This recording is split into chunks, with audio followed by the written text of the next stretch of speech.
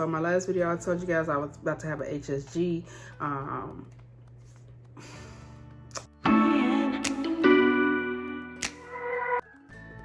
Hey, what's going on, you guys? Welcome back to my channel. And hey, to those that are just viewing my channel for the first time. So in my last video, I shared with you guys that we were starting another IVF journey. We was kind of low key about it. But yeah, in that video, I shared that we had our first appointment and that I had my baseline appointment, which was an ultrasound. And then at that point, I was waiting for my HSG. Since then, I have had my HSG, I have solved, I have did all the things. And I just wanted to share with you guys an update on that. Because I'm so sensitive, y'all. I'm so highly sensitive. Some people say empathic. But we have a plan, and I love a plan.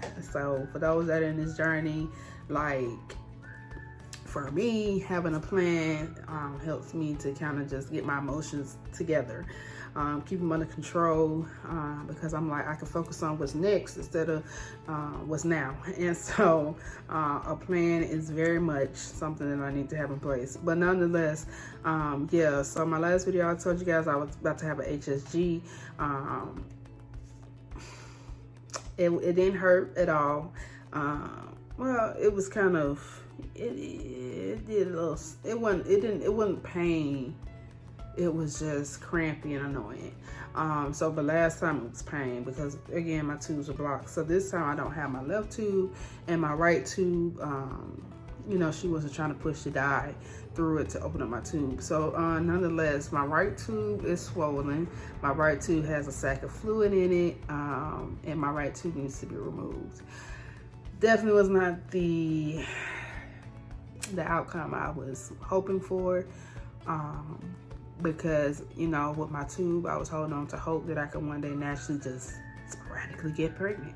And so they want to remove my right tube, which means it's another laparoscopy. I'm not trying to have another laparoscopy, y'all, but this is where we are. Like,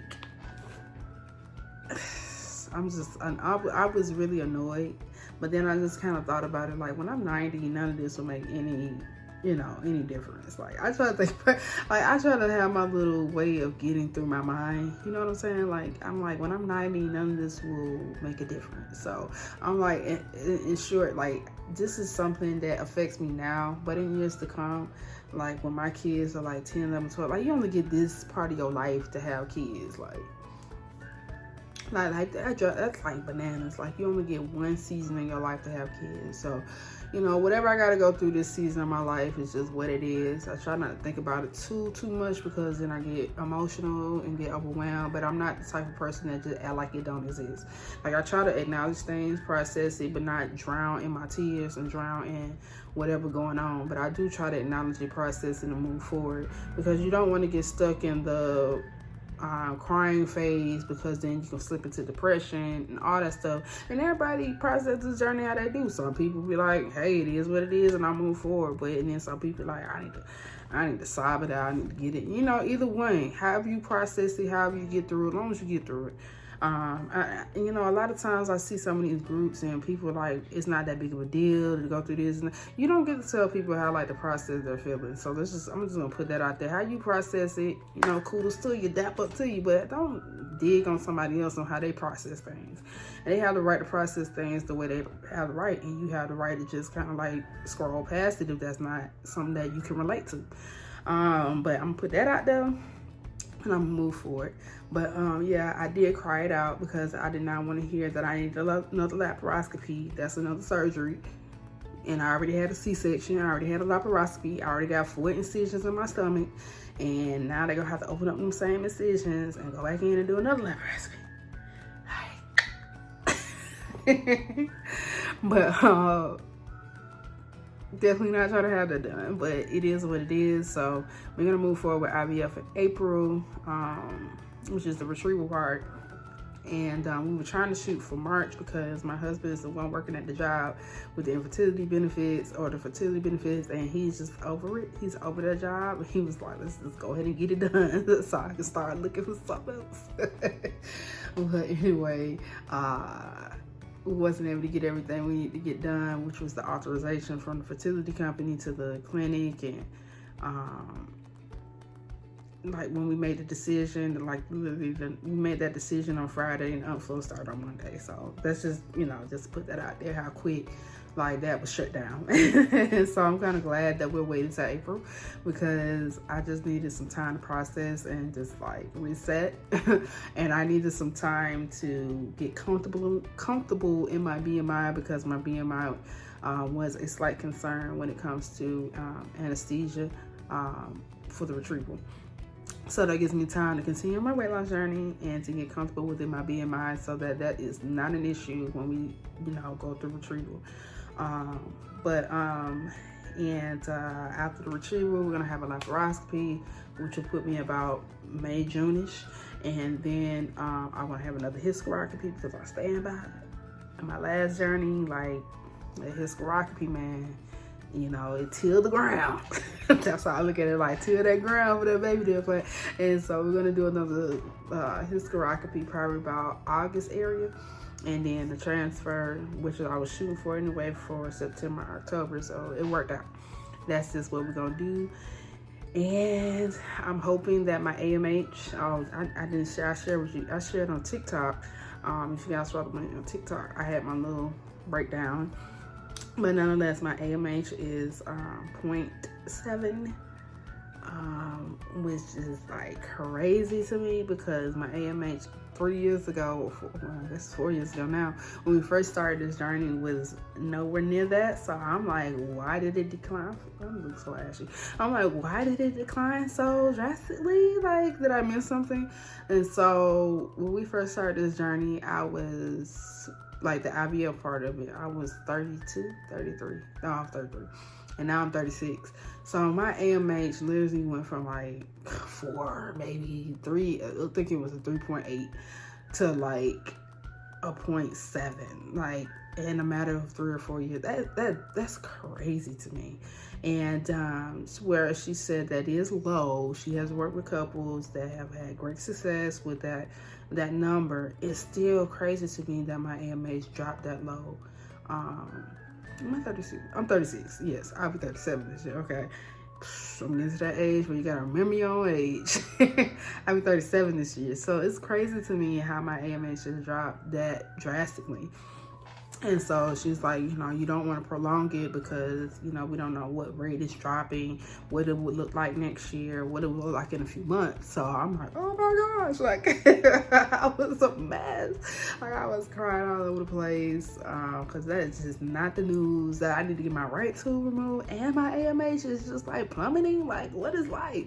And so if anything, that just made me more grateful for my son. Like, I just think about all the things that could have, that like if we just waited a few, like, I don't know, like it's just anything. This journey part 2 makes me so much more grateful, because now I understand a lot more.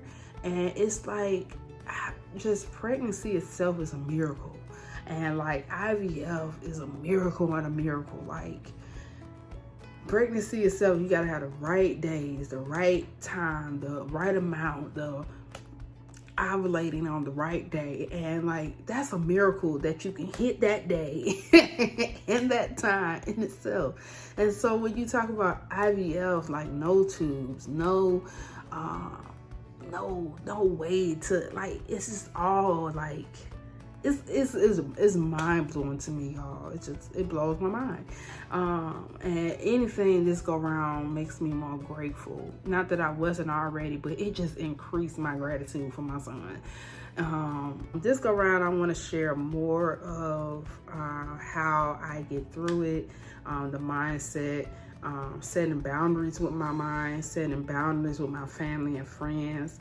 And so much more under the Heal Sis playlist on my channel. It's at the bottom row. So I'm going to be sharing more about that part about it. The last time I was just like, and we're doing transfers, and we're doing this, and we're pregnant. And like, I just want to connect the dots between, you know, those spaces, because a lot of times people just see me smiling and laughing, and they think that, you know, I just breeze my way through it. But no, it got extreme. It got real. When I tell y'all guys, I suffer with depression, like, oof. Your girl was feeling it. So I just want to share how I got through it, some boundaries I set, again, with my own mind, some boundaries I set with my friends and family.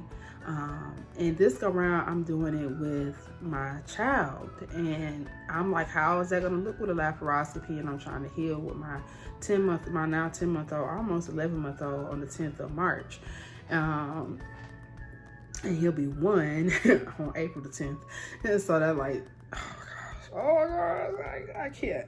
But now I'm doing this with a 10-month-old, 11-month-old, 1-year-old.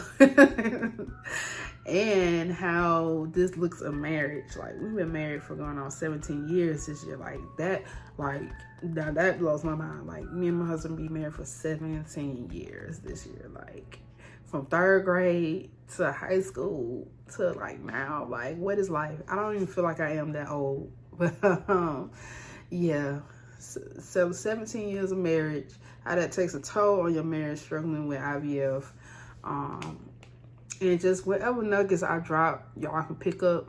You know, again, I'm not no counselor. I'm just somebody that's gonna be real and raw and share this experience with y'all. Because again, a lot of people see me, especially my family and friends, see me laughing and smiling on these videos. But you know, it get real rough and ghetto real quick. But on this journey. But nonetheless, that is what you can expect moving forward. I will share, you know, bits and pieces of our journey through this go round. But hey, yes, that is all I have for you guys in this video. Until next time, peace. And if you don't already, follow me on TikTok at the Jacksons ATL, Instagram at the Jacksons ATL, pretty much every social media at the Jacksons ATL. But I do share more stuff on TikTok, I would say. But yeah, you guys, I love you.